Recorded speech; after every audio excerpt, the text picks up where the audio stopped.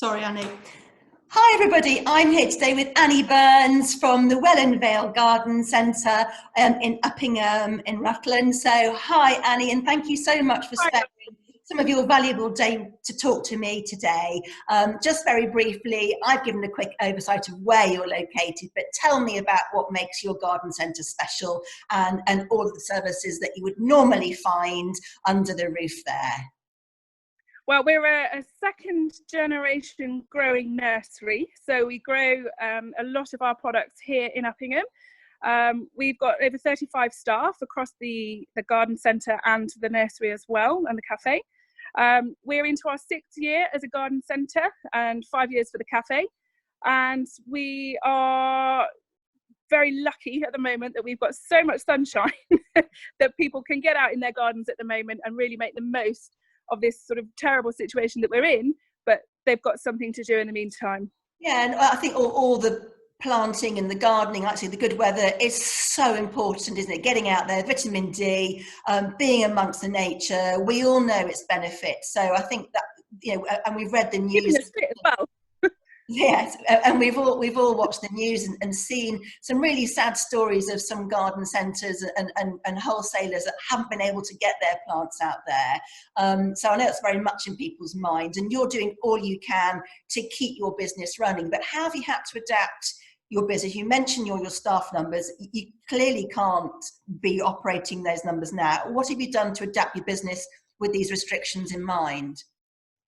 Well, obviously a lot of our staff are now off to make sure that they're all staying safe, and we keep in contact with them, and we still order food for our staff that they can come collect here, so they're not having to go out and be at higher risk in supermarkets and things like that, so that's good. We've got sort of minimal family members on site and a couple of staff just to help keep plants maintained, the watering obviously in the sunshine.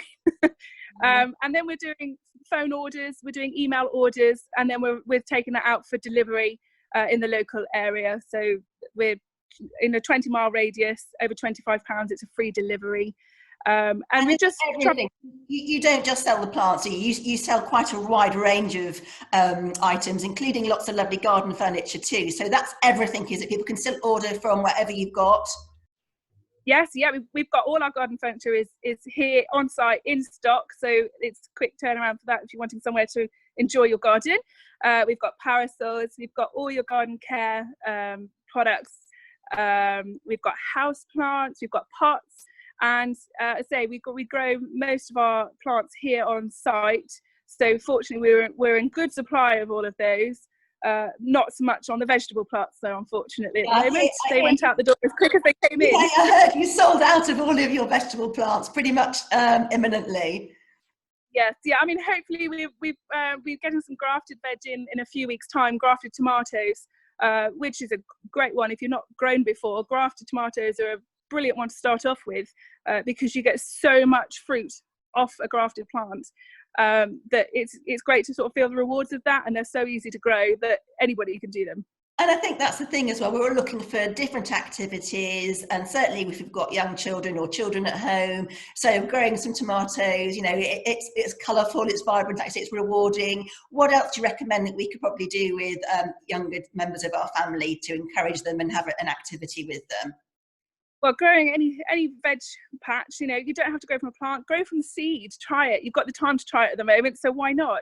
You know, get the kids involved in preparing the ground, weeding, sowing the seeds, watering, feeding, and they'll take a bit more pride in that and might be more inclined to eat some vegetables on their dinner. Actually, about strawberries. I mean, strawberries are always a great one to grow, aren't they? And they take in manner of containers, don't they? Anywhere you can do it as a hanging basket, you can do it off off a wall, in a pot. They're a brilliant one to do with children. Raspberries, blackberries, all of those sort of things, they're great because 9 times out of 10 they'll just go and pick them and eat them off the plant. They won't even make it to the table. And any other great ideas we could do, Annie, with our little ones at the moment and children to get in the garden? We've done pot gardens. They're a great one. You've got some empty pots lying around, fill them up with some compost, plant some nice colourful flowers or alpine plants that are really easy to maintain, quite hardy with kids. And you can do sort of fairy gardens or dinosaur gardens, you know, bring some old toys out or paint some pebbles and stones, and they can really sort of interact around the plants that way.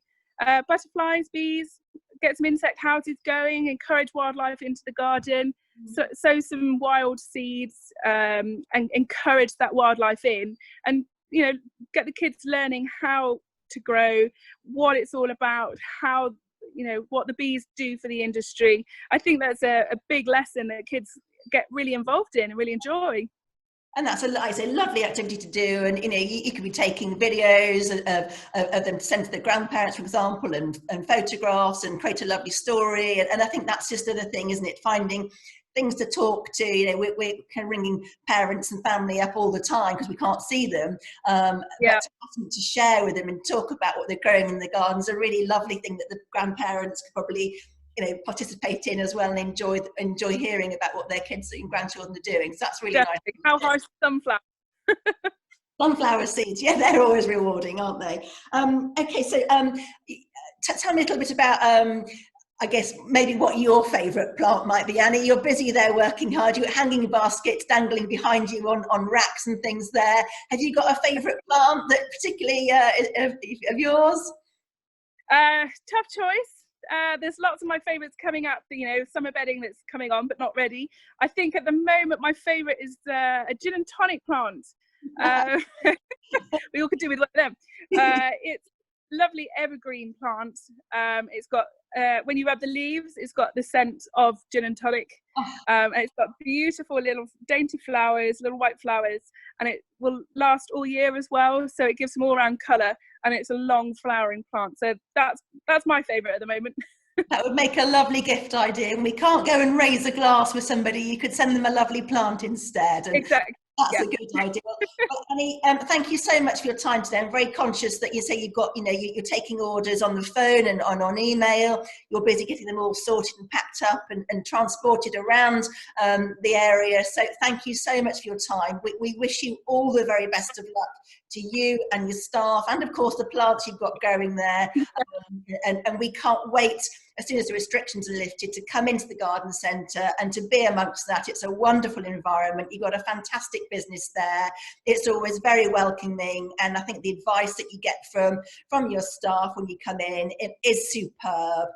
You know, I'm not a keen gardener, but I love being in the garden, and I don't feel embarrassed if I don't know something that other people might know straightforward. You know, I think it's a really, you know, it can be quite daunting thinking that you should know all these Latin names and where to plant and that's not the case. I love coming into the garden centre. Your staff are really superb and do credit to you. So we wish everybody all the very best of health and good luck, and we're looking forward to seeing you soon.